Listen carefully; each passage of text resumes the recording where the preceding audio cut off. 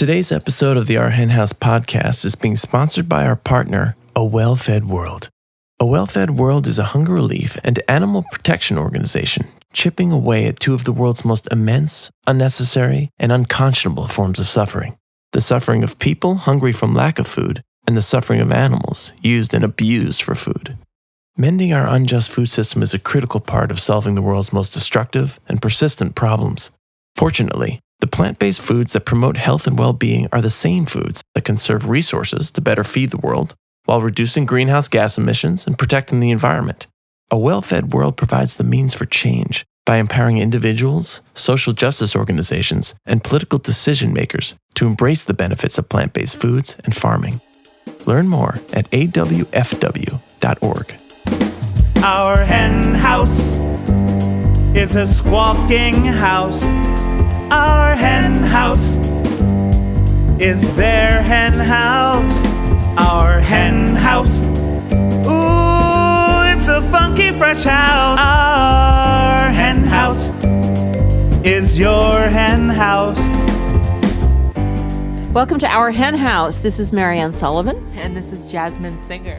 And we have a great show for you this week. Once again, I'm going to be speaking with Ryan Bethencourt. Yeah. He is from Wild Earth, which I am so excited about.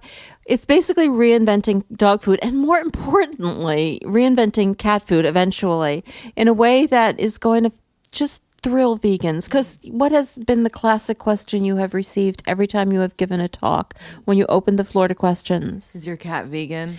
Yeah, and pretty soon there's going to be new options, and dog and cat lovers are going to love this. Vegans are going to love it, and vegans who are dog and cat lovers, like most of us, are especially going to love it. Yeah, and I think, the issue with so many of our non-vegan cats is just a temporary one for sure. So I'm really excited about this. And I find that there's a lot of really nice synergy between the interview that you have this week with Ryan Bethencourt and the interview that I had last week with Roger Wolfson, who is trying to veganize the shelter system in LA, at least with the dogs, and I think is making a lot of headway. So they complement each other nicely, I would say. I love it when veganism and dog and cats come together. I love anything that comes together with dogs and cats, and anything that comes together with veganism. So it all works. It's all exciting. And of course, we have news. We have rising anxieties. Our bonus content for this week is this really great additional interview with Ryan Bethencourt, who you're going to love. He has a great personality, and he talks about growing up in a Cuban-American household and where his animal consciousness came from. Really great bonus. So if you're a member of the flock, you'll get an email the Tuesday after this podcast goes up with the link, or you can find it on the flock Facebook page. If you're not a member of the flock, you can join for $10 a month at ourhenhouse.org/donate. Yeah.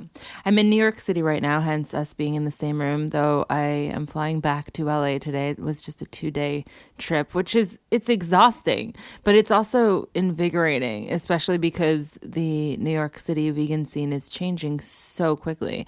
And we were able to try out one of the newest restaurants, and it's a Matthew Kenny restaurant called Arata in the East Village. And it basically 3 restaurants in a row take up an entire block on 2nd Avenue. And this is the newest one. It's a Japanese restaurant, and it is, I would say, one of the best meals I've had in New York City. Truly phenomenal. What do you mean in New York City? If it's the best meal you've had in New York City, it's the best meal.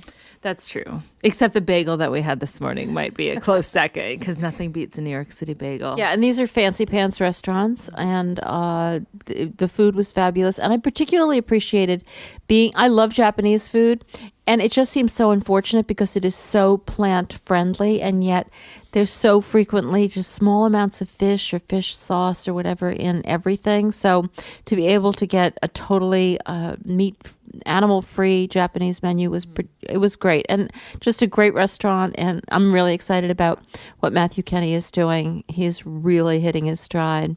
Mm-hmm. And then we saw a bad play, so let's skip ahead past that, because I'm not sure it was a bad play. I think it just kind of went over our heads. Over our heads. It was a travesty. Actually, it was called Travesties. But it was kind of fun because it was at the Roundabout Theater Company, a theater that the Roundabout Theater Company has on 42nd Street. And I interned for the Roundabout Theater Company when I was in college. So, I was a senior in college. So I think in the year 2000, it was being revitalized from being like a porn theater. And so I was there with a hard hat when they were building it. So that part was fun. But we also got to Posillon, which I have the review of Posillon, which is an all-vegan bar and restaurant in Washington Heights. I have a review that I wrote in the current issue of Veg News magazine. And Eric and Michael joined us, Michael Herron and Eric Milano, both, from our hen house, of course. And I wanted to bring that up because we started briefly chatting about how there's like all of this, like, oh my God, it just doesn't end. The infighting that goes on in any social justice movement, including in the animal rights movement. And somebody, I don't know if it was Eric or Michael, said, that's one thing I love about our hen house, that you manage to stay out of it. And I said, our hen house, staying out of it since 2010. And that should be our new motto.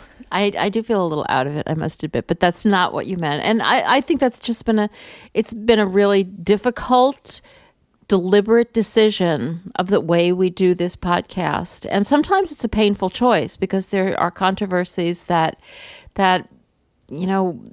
really are deserving of examination and that we just decide, no, we're not going to go there. I mean, some of them don't have anything to do with animals. I think I was talking last week about the difficulty of talking about activism in Israel at the same time so many other things are going on vis-a-vis Israel, and not pretending that we're experts on everything, but just talk, sometimes that feels a little troubling. Other times it just like it's total inside baseball animal rights movement stuff. That's the more common situation, which I just, even if it has to do with really important issues, I just don't, that's not what I want to be talking about. It's not what I know the most about, and it's not what I feel is the most useful. And by and large, it's not so much about the animals. Yeah, right. And also we have a broad definition of what it means to be in the quote unquote animal rights movement. So once you start looking at things like that, like what does it mean to be an animal rights movement? We're all kind of doing the same thing. It's not like you get a club card and then you're in it. That kind of allows for us to stay out of the infighting because it keeps us hyper focused on the fact that there are a multiplicity of ways to get involved with changing the world for animals, whether or not you consider yourself part of the quote unquote animal rights movement. That being said, totally that inside baseball thing. That's like, it's so tempting.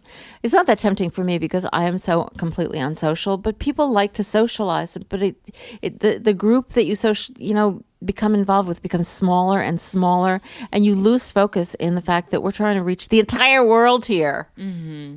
And that being said, something recently, I wanted to say got your goat, but I'm sure, well, the goat's not yours. The goat belongs to him or her. And it's probably an oppressive term, but something recently rubbed you. Or them. True.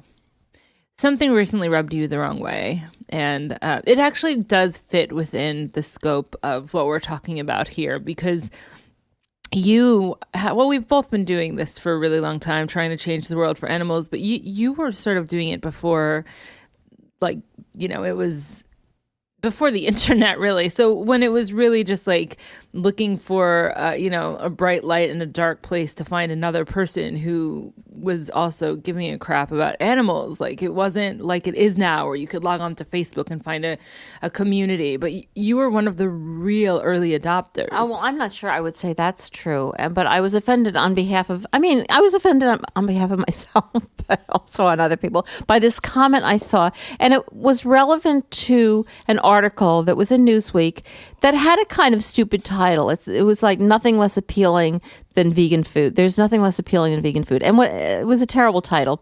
But they did this survey of various health-related claims or health-type related claims for food. And of the claims they tested, vegan, labeling food vegan was the less, it was like something like 30% of people found that unappealing. And then diet was like 27% and gluten-free was something, all of these different claims. So it actually also had some good information in it about, there are certain higher percentages among millennials who find vegan an appealing term. I think something like 28%. So it was a complicated survey, very interesting in and of itself.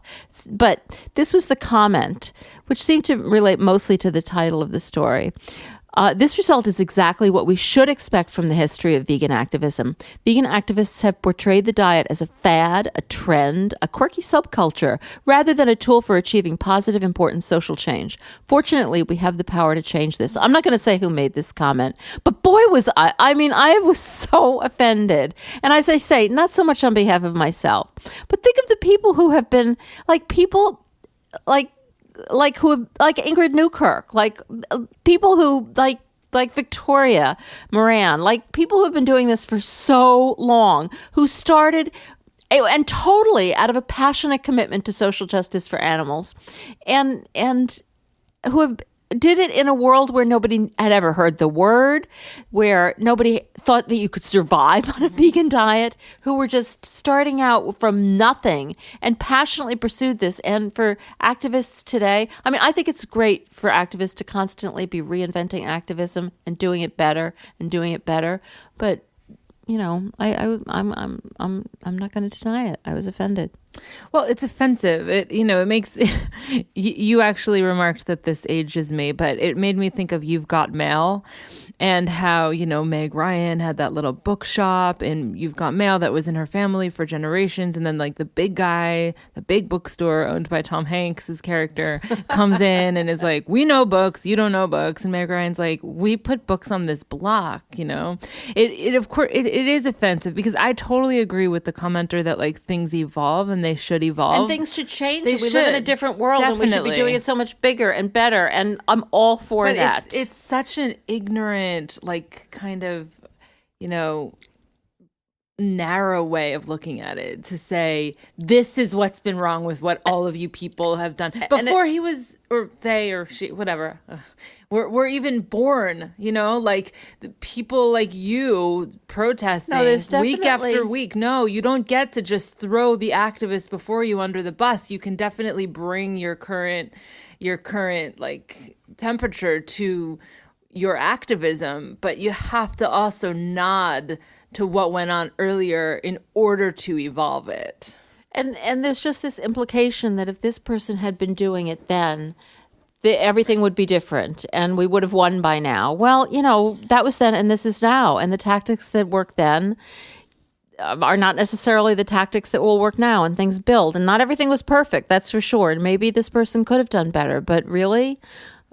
And also, it's just such bad activism to criticize other activists. Right. Like I've always thought that. That's always been a principle of our hen house, that, you do this, I'll do that. I don't have to critique what you're doing. Like different people should do different things. Different people hear things.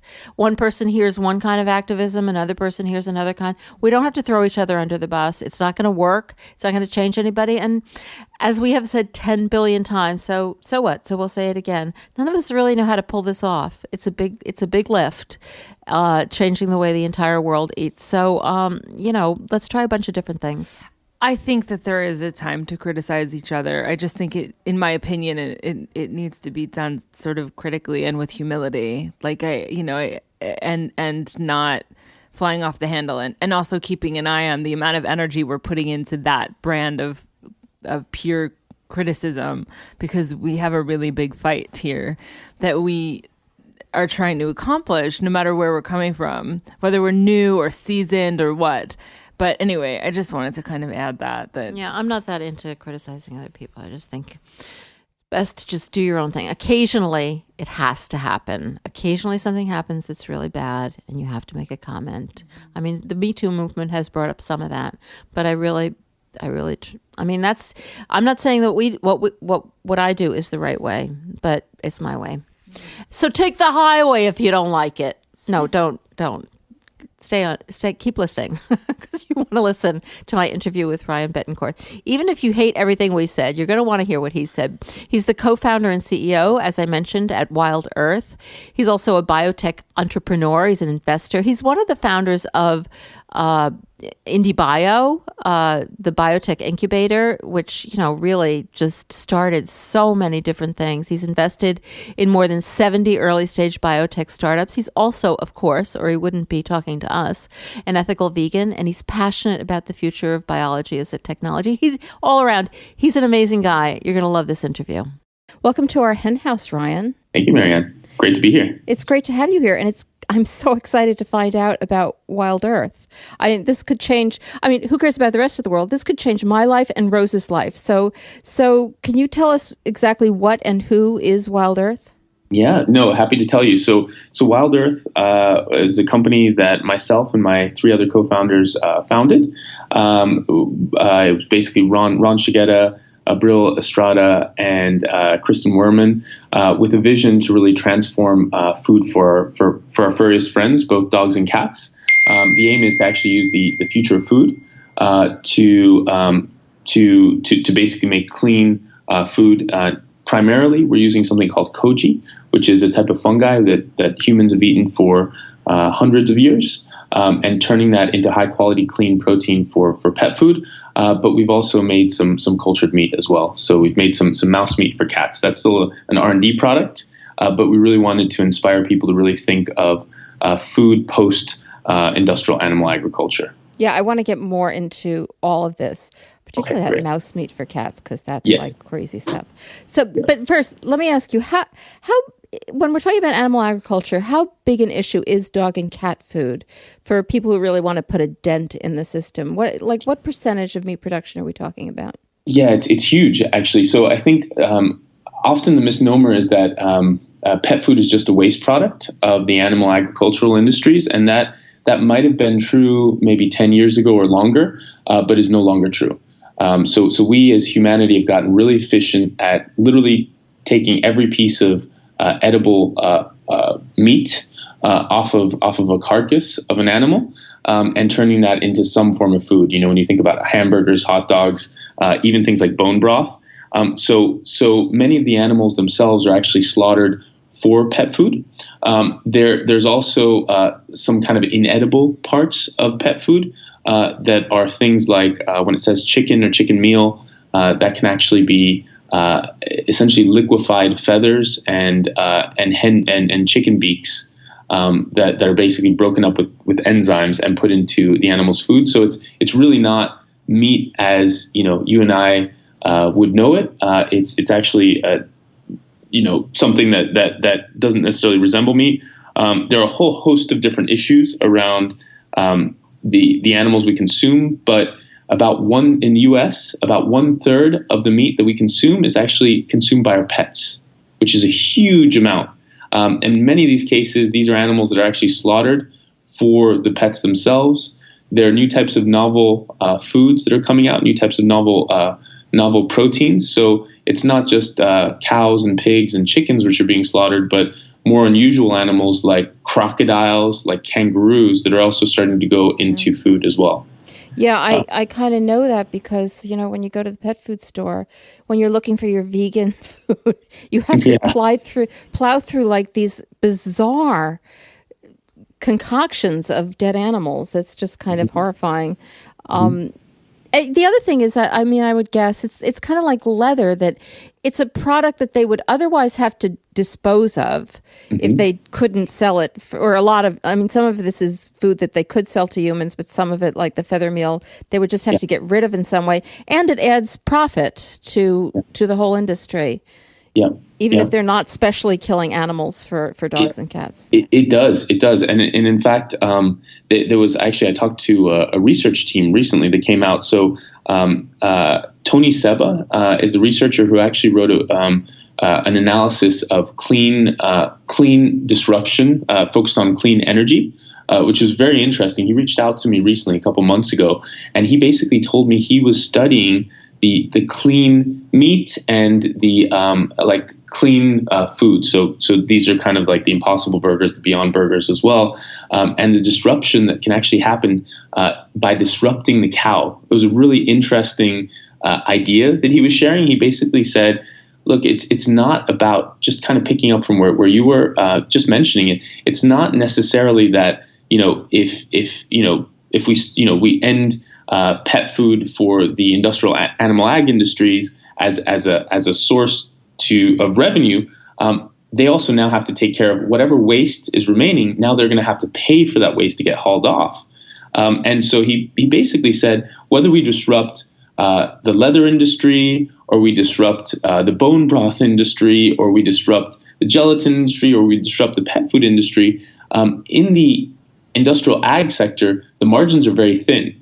And so therefore, if you disrupt it by even a couple of percentages, the actual profit, you may actually, you may change the economics of the whole industry, which would actually make it much harder for them to continue to do business. So I'm a huge fan in using capitalism to disrupt the industries that we don't support.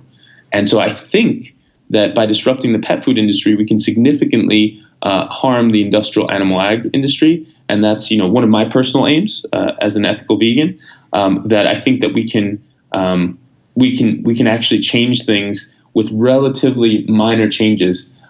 We can actually disrupt animal ag and increase the price, therefore hopefully reducing the consumption of meat and increasing the cost.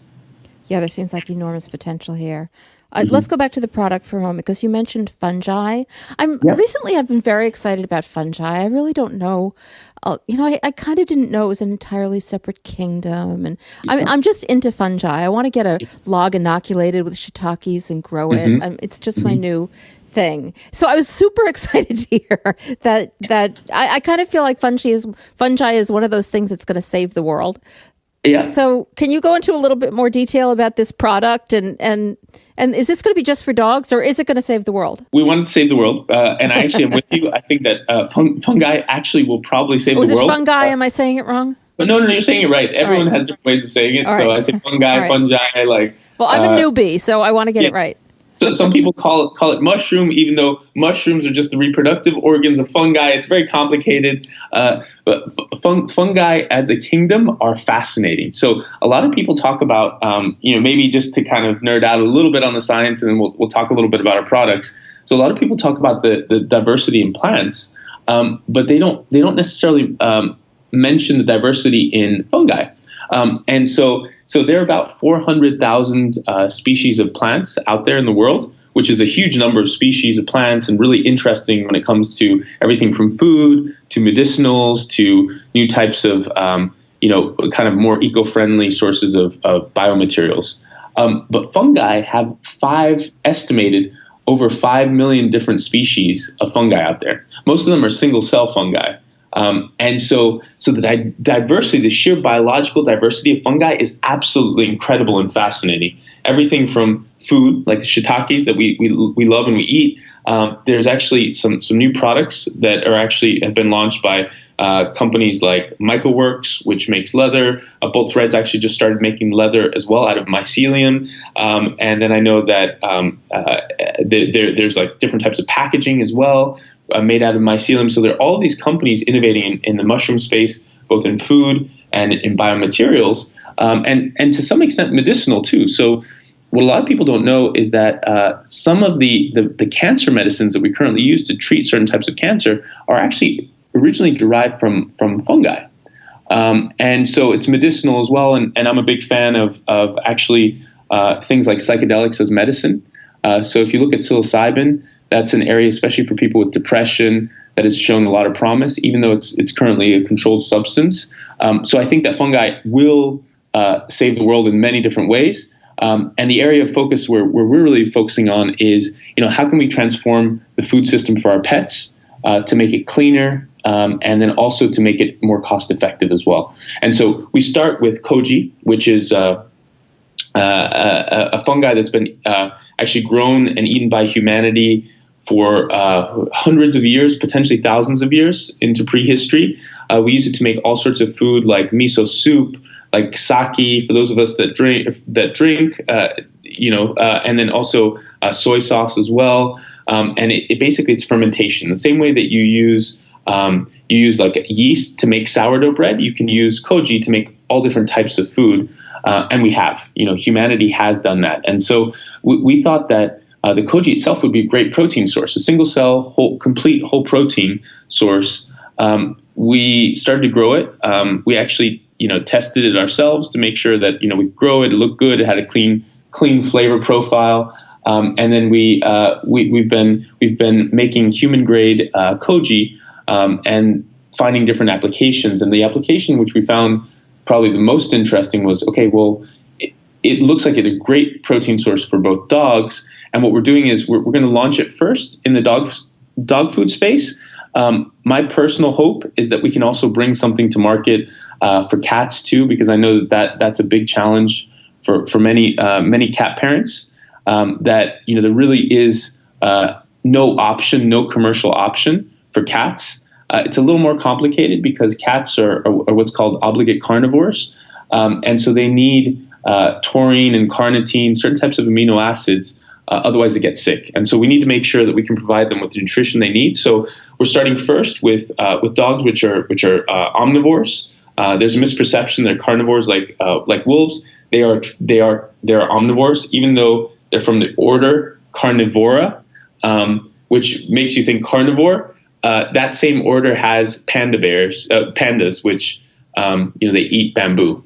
Right, so it's when we dive into the biology, I'm a scientist by background, a biologist. I love biology, and so I think we can actually use science to transform pet food, and that's my hope with starting with Koji. Eventually, we'll do some clean meat work, but we'll start first with dogs, and I know that one of our amazing backers, Amy Trzynski, she can't wait for cat food to launch. So we're working hard on that as well. She is not alone. Have you ever been to anytime I've ever spoken at any Veg Fest or anything, one of the questions is always, so what do you feed your cats?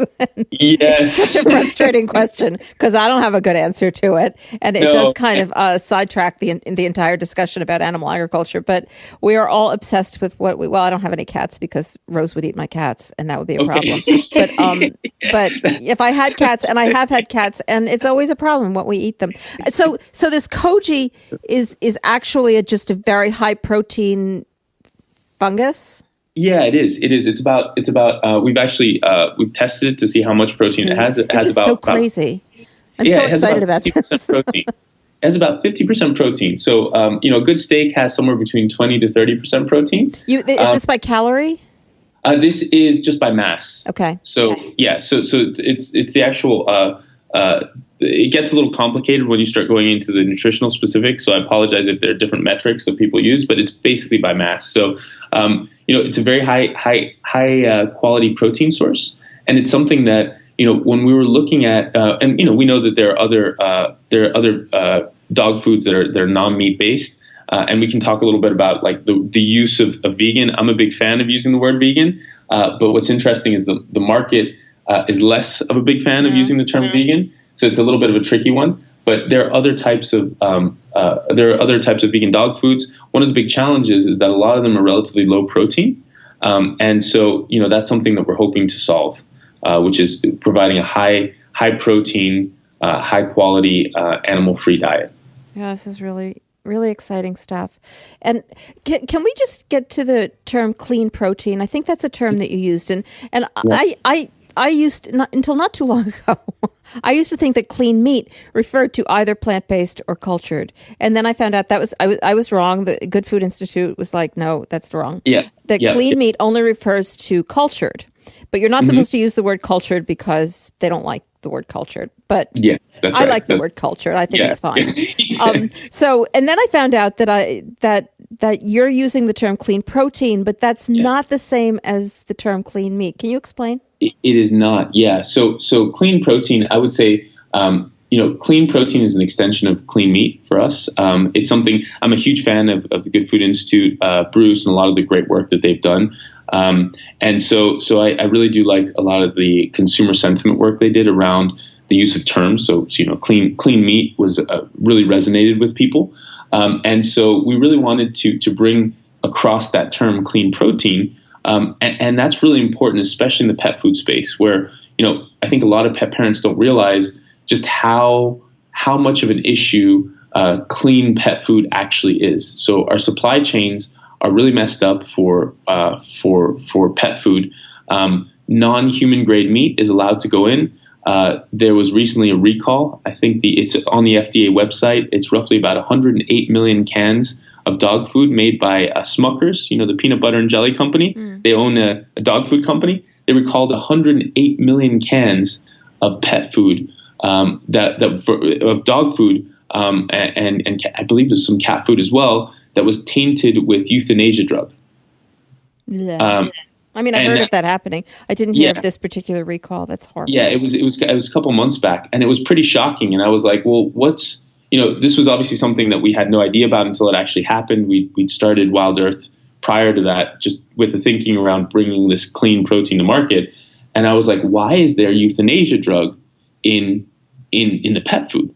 And when you dig into it, there's all sorts of very crazy, very weird things that seem to be happening. So as you know, and as most of us know, they don't use euthanasia on a farm, right? For the most part, the cows get a bolt gun to the head and then they get their throats cut, and that's how the animals are slaughtered in the slaughterhouses. And so the question was like, okay, well, where is this euthanized? Where are these euthanized animals coming from? And there's several theories out there. As far as I'm aware, there's no proof yet, but the theories are around either euthanized horses being put into the rendering plants, and the possibility of euthanized dogs and cats. And